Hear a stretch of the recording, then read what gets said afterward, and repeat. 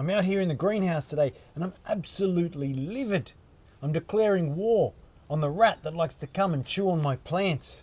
Enough is enough. Why? See this empty pot? It's supposed to have a Boswellian nana seedling in it. That's a very obscure and rare, expensive plant. Where'd it go? He ripped it up and ate the whole thing last night. That's not the first victim. He's chewed on my Euphorbia obesus, taken chunks out of lithops, given a heavy prune to some of my other Boswellias, and just the other day, took the whole top of this pelargonium. So enough is enough. Today we're going to war. In this video, I'm going to try and show you how we can deal with rats in the greenhouse and stop them from eating our plants. They especially seem to like eating the most expensive ones in our collection. Hopefully at the end of this greenhouse will be rat free and you'll know how to catch them yourself. Oh, let's see how we go. Rats are really one of the most painful pests to deal with in the greenhouse. There's all those little sucking insects like mealybugs and thrips and scale, and you know, they can suck the life quite literally out of our plants over a prolonged period of time, but usually there's a bit of a warning period.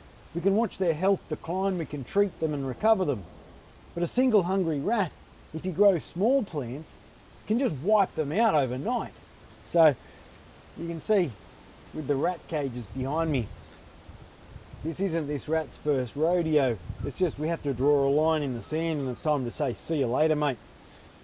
Now when it comes to getting rid of a rat, really, I can think of three options. I don't like two of them. The first one is poison, and really that's something we need to avoid at all costs, because you poison this rat, it runs off, and then let's say an owl comes down and takes it in the evening, then that owl's going to be dead too. Not what we want. So we're not going anywhere near poison.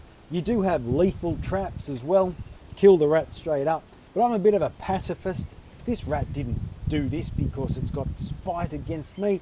It's just a rat doing what rats do. So I'm going to try and trap the rat and take it somewhere else, get rid of it, see you later. You know, I'll set it free in the bush if I catch it, and then maybe an owl can eat it and make it its dinner. So I've gone out and got myself one of these cruelty-free rat traps. Basically, opens on one end, you chuck a bit of bait in there, a bit of food, put it somewhere the rat's going to visit, and let's hope that it works. To lure the rat in, bit of bread with peanut butter. I've read online that that's something that they're into. So we're just going to chuck that in there and then figure out where this rat's been going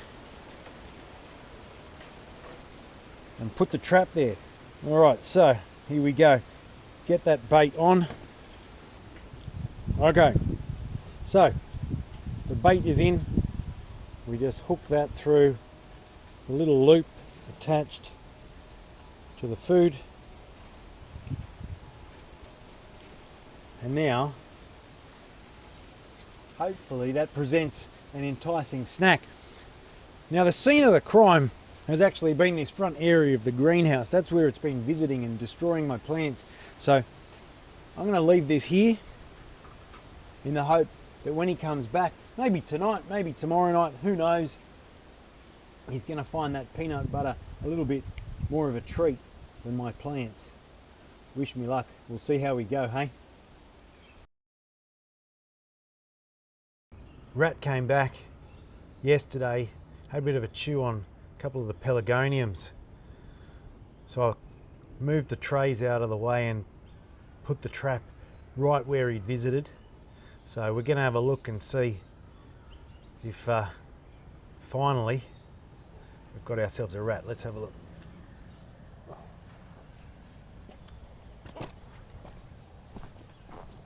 Oh, I can see he's there.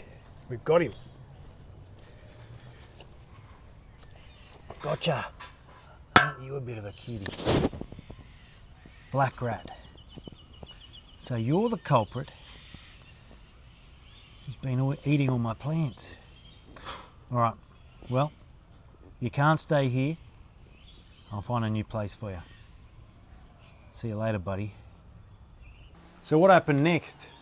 Took the cage, put it in the car, put a cover over it. Don't want to stress the little guy out too much. And drove about 1 kilometre up the road where I set it free into the bush. Now, I'm not an expert on animal behaviour or psychology, but I have read that rats typically have a range of about 200 metres. So I'm hoping now it's not going to find its way home and get into the next lot of plants. Now, this isn't going to stop another rat from moving in, but at least now I've got a pretty tried and tested method for dealing with them if it does happen in the future. How did I know that it was a rat in the first place? Well, I can show you a bit of physical evidence, because it could have been a possum, could have been some other munching animal, I suppose.